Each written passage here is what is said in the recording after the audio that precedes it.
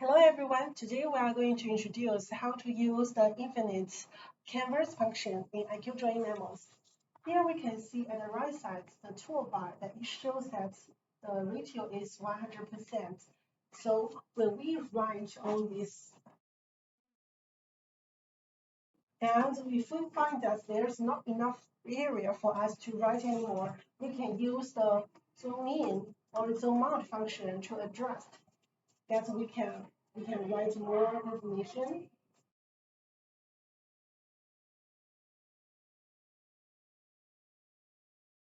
like that.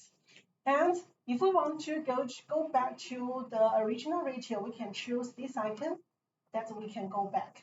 And we can use the hand function to drag like this.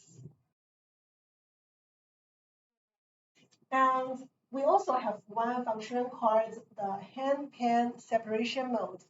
That when we use this function, we can use our hand, one finger for drag, two fingers for zoom in or zoom out.